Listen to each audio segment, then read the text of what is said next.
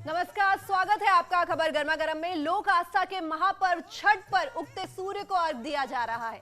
सुबह से ही घाटों पर श्रद्धालुओं की भीड़ देखने को मिल रही है। व्रती महिलाएं और उनके परिजन उगते सूर्य को अर्घ दे रहे हैं।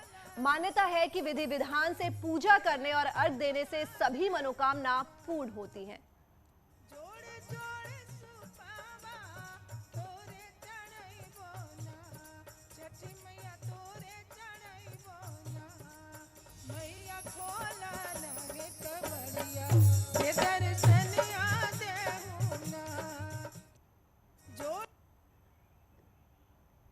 और घाटों पर श्रद्धालुओं की भीड़ जैसा कि आप टीवी स्क्रीन पे देख सकते हैं, देश भर में छठ की छटा छाई हुई है। उगते सूर्य को व्रती महिलाओं ने अर्घ देकर अपने इस व्रत का समापन किया है।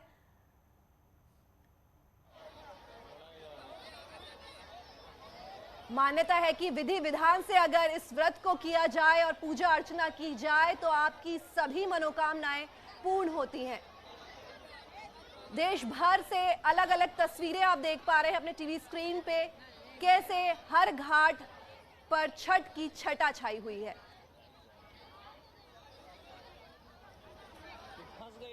और इसी के साथ छठ पूजा का समापन, व्रती महिलाओं ने उगते सूर्य को जल देकर अपने इस व्रत का समापन किया है।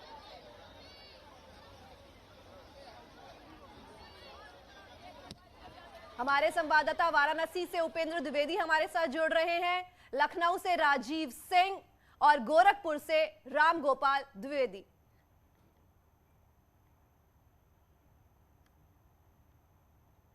हिमांशु शुक्ला नोएडा से जुड़ रहे हैं। उपेंद्र, जैसा कि हम देख पा रहे हैं कि सूर्य को अर्घ दिया जा चुका है, इसी के साथ व्रत का समापन हुआ। छठ की छटा जो हर घाट से देखने को मिल रही है, तो कैसा है ये पूरा माहौल?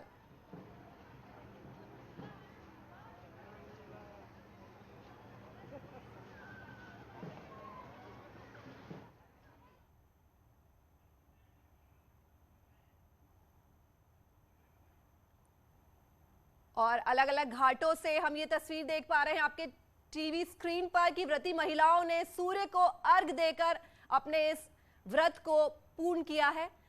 घाटों पर श्रद्धालुओं की भीड़ देखते ही बन रही है। हिमांशु, नोएडा से हम जो तस्वीरें देख पा रहे हैं, क्या हालात है वहां के? सूर्य भगवान को अर्घ दिया जा चुका है और इसी के साथ व्रत का समापन हो गया है।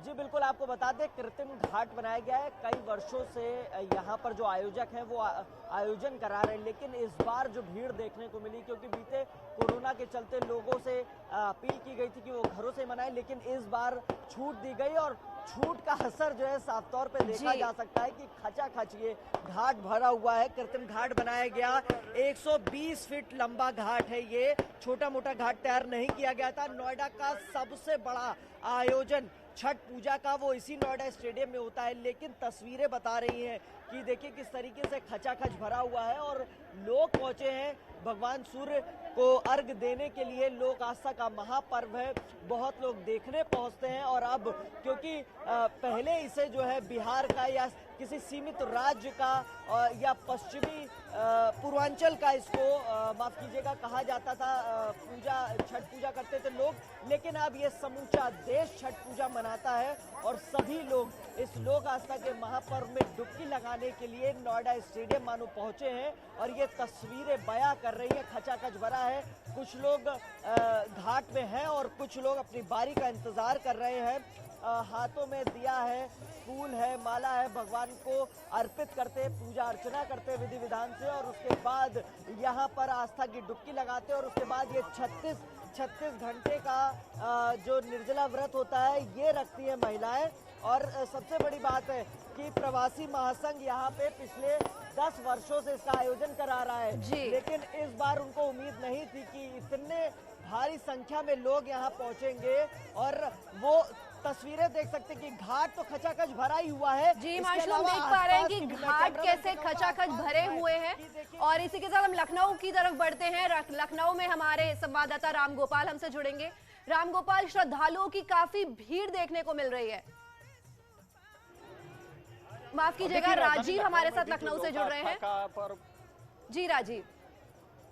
अब देखिए, राजधानी लखनऊ में भी जो लोक आस्था का ये छठ पर्व है, इसे बेहद आस्था और विश्वास के साथ मनाया जा रहा है, जिसके मद्देनजर आप देख सकते हैं कि राजधानी लखनऊ में सूर्योदय होते ही जहां पर गोमती के तट पर हजारों की संख्या में जो व्रती हैं वो अर्घ दे रही हैं, वहीं इन व्रतियों के साथ जो उनके परिजन हैं वो भी इस पूजा में सहयोग देने के लिए पहुंचे हैं। इस वक्त हमारे साथ जो भोजपुरी समाज के इस छठ पूजा का आयोजन करता है उसके अध्यक्ष प्रभुनाथ राय जी मौजूद है, जो अभी अर्घ देकर आए हैं। अब सूर्योदय हो चुका है, इसके आगे क्या पूजा पाठ होता है?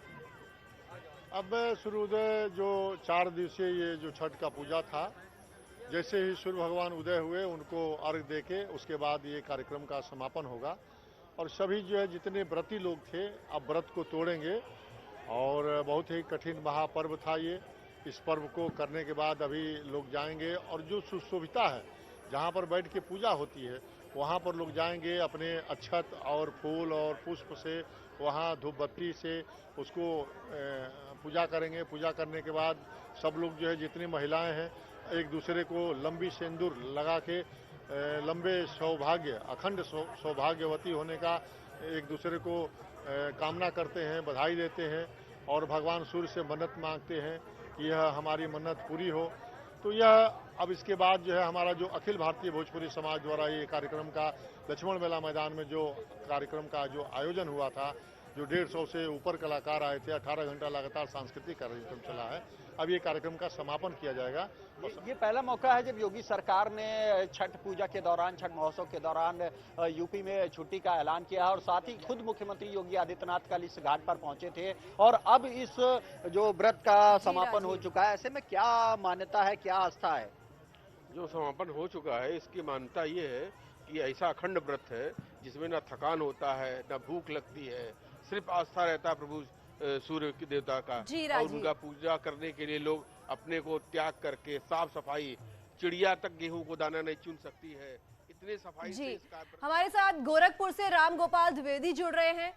4 दिवसीय व्रत का समापन हुआ है, व्रतियों ने सूर्य को अर्घ देकर अपने इस व्रत को पूरा किया है, तो क्या माहौल है, क्या लोगों की आस्था है इस व्रत को लेकर?